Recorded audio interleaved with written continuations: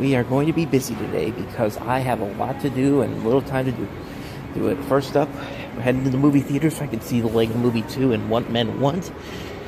And hopefully by the time I get out of there, new AT&T store open, by the time I get out of there, hopefully I can run over to Best Buy real quick to get some stuff.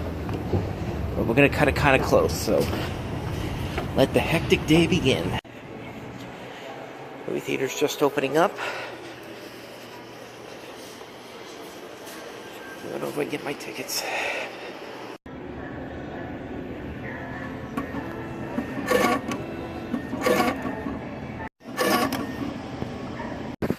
Had to make sure I got to my seat. Some people just don't understand the meaning of the word reserved seating. And now I wait for the movie to start.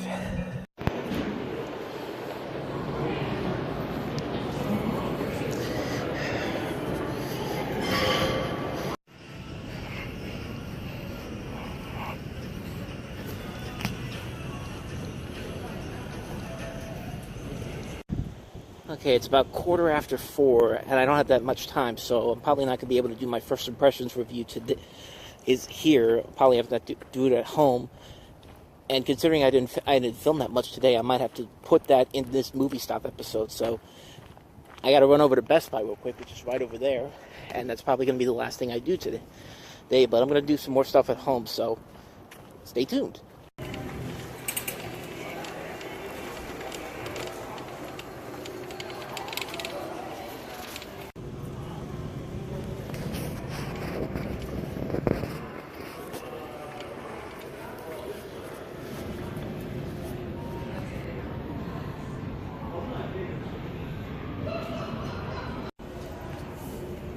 Oh man, I think I might have to double dip on this one.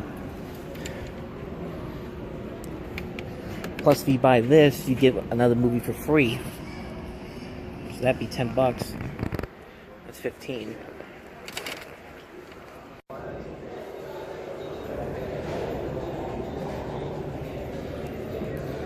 You know what? I'm in a movie buying mood today.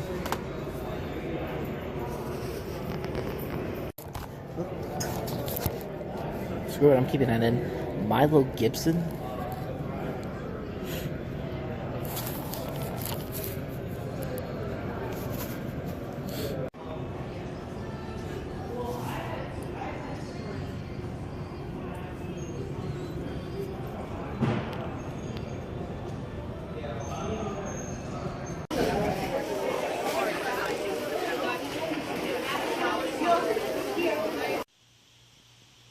How about this setup right here?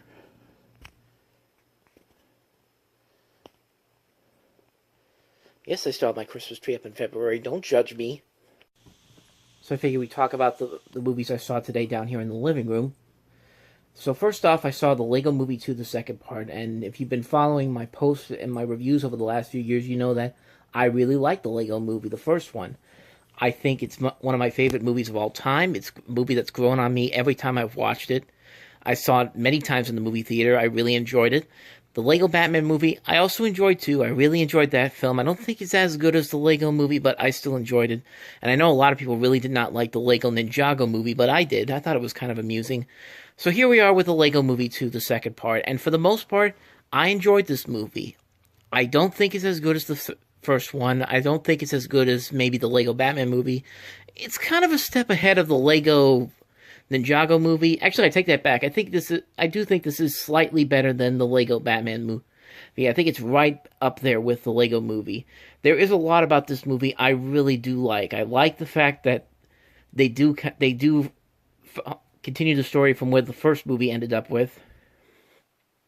Like, if you remember at the end of the first movie, the Duplo planet, which is basically the sisters' toys, attack them, and that's how this movie starts. It takes place 5 years after the first movie. Everything's like bleak and all that, kind of like Mad Max Fury Road.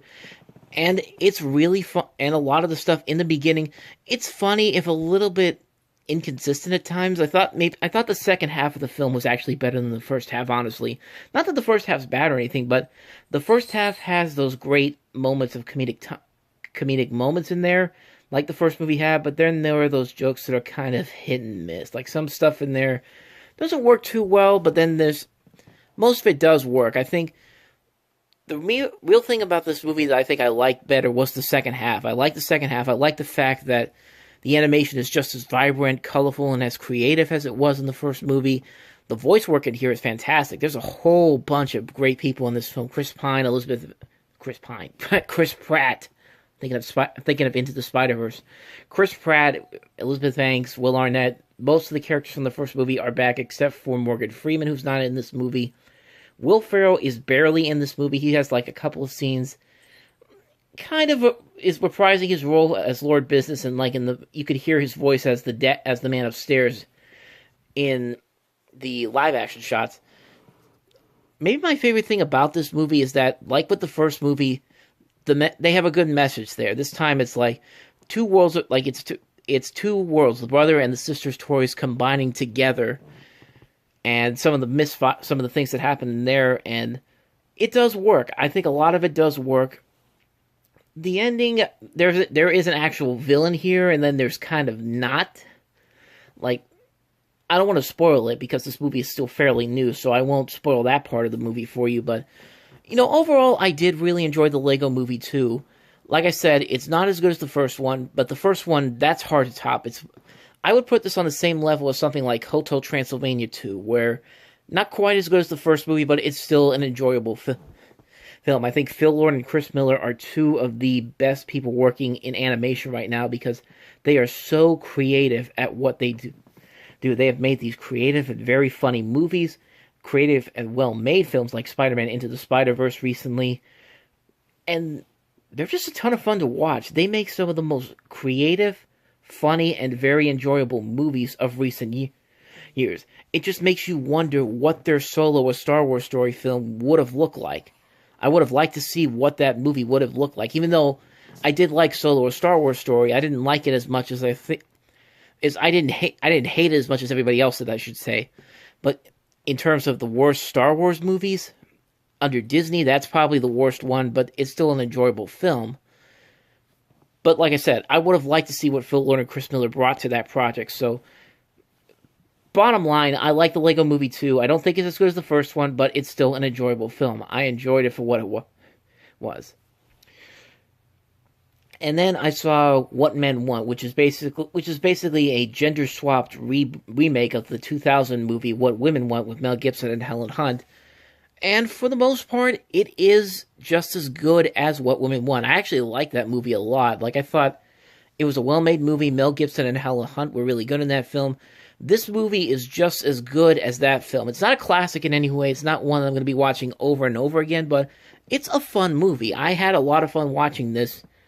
I thought a lot of the jokes were kind of meh. They were not even meh. So there were some really bad jokes in this movie. There were some jokes where they tried to throw in the latest buzzword right now, like buzzword or topical thing in there. Like they had the Me Too, like someone made a statement about Me Too, and you hear people talking about locker room talk and boys club and all that those kind of like buzzy words that a lot of people use right now.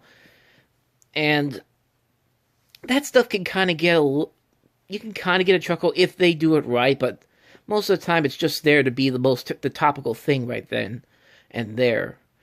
But for the most part, it's a decent comedy. It's not one that's going to make you laugh a lot, but when they actually do make you laugh, it's worth it. Like, it's not there to just be like, I should say that there aren't forced laughs. They aren't pushing these jokes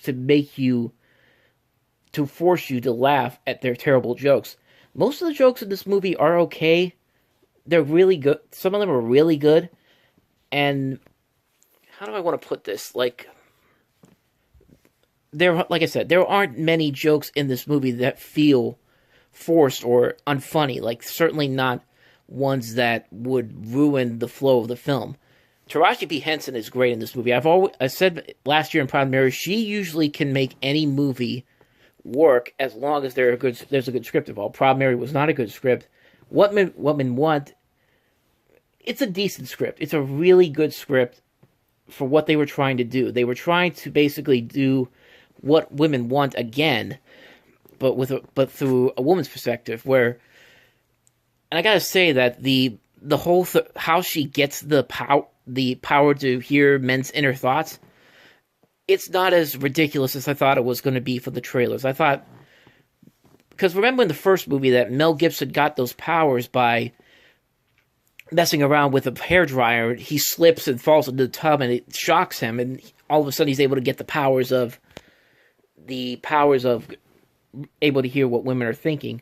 The men's inner is in this movie. Taraji P. Henson goes to this, not even goes to. She's at a bachelorette party, and they hire this psychic, surprisingly played by Erykah Badu. I gotta say, she was one of the funniest things about that movie. I was not expecting that character to be as funny as she was, but she makes Taraji P. Henson take this tea, which is like a combination of it was some kind of tea. I can't remember what it was, but it was like that, weed, and some X thrown in there, which is actually leads to a pretty funny moment in this funny moment to how she actually gets the power. She bangs her head on a stand or something as she falls to the ground, and then it cuts to the next day, and all of a sudden she has the ability to hear what men are thinking.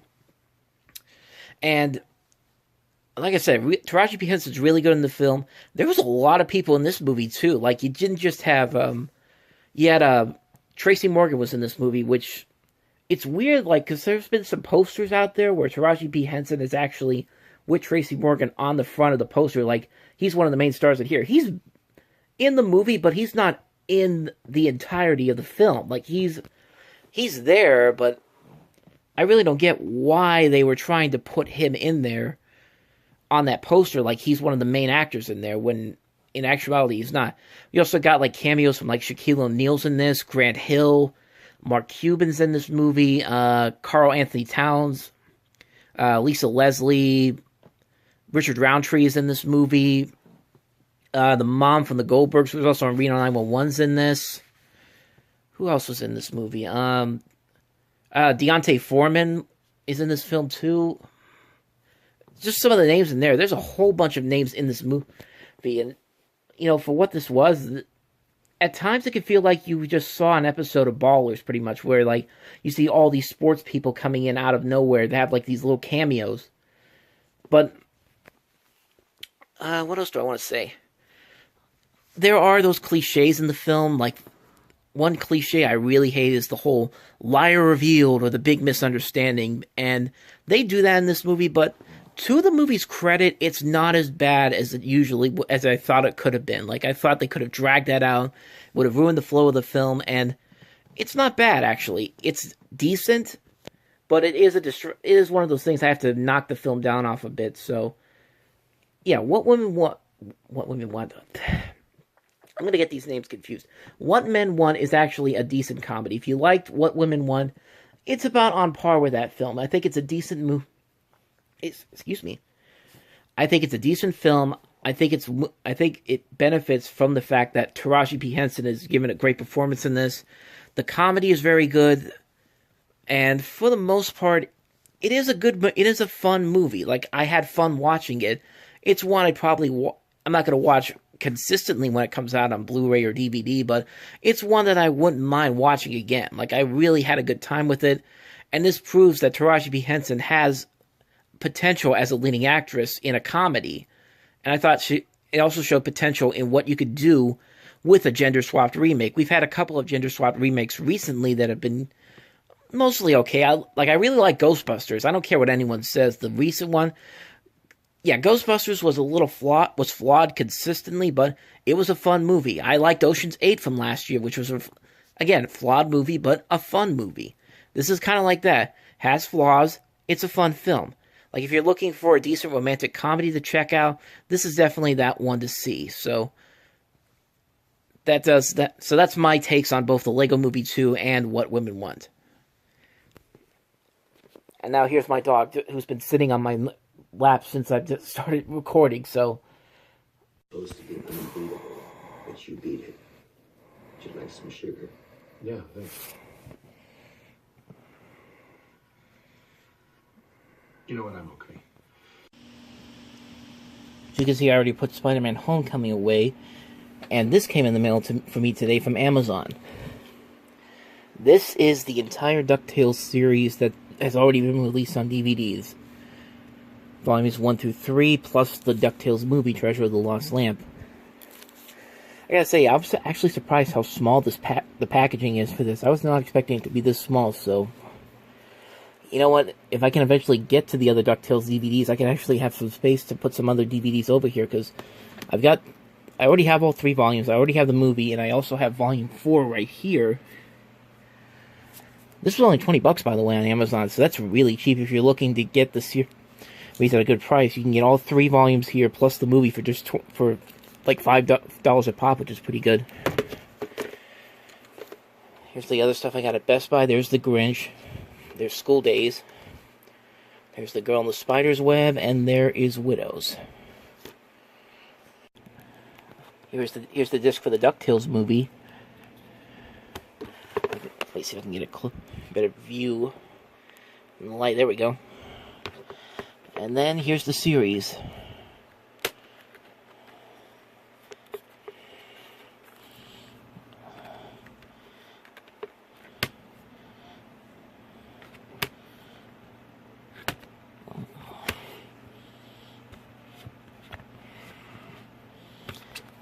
Yeah, I'm surprised they got all 10 discs in here. That's not bad, actually. Yes, my desk is a mess, don't judge me. And we are going to the casino now. Celebrating the grand opening in Beaver Falls.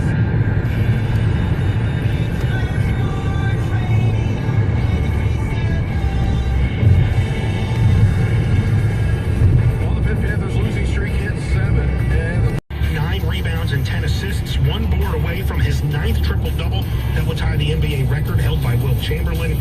And meanwhile, making 29 straight games with at least 30 points for James Harden. He has exactly 30 at this point. For you, dial 866-439-5641 for a free no-obligation consultation with Creative Planning. Investment strategies recommended by Creative Planning are not assured of earning a profit or avoiding a loss in declining markets. Granger stands for safety, and they know what safety stands for. S, safety. A, all about safety. F, feeling good about safety. E, extreme safety. T, talking about safety. Y, you guessed it, safety.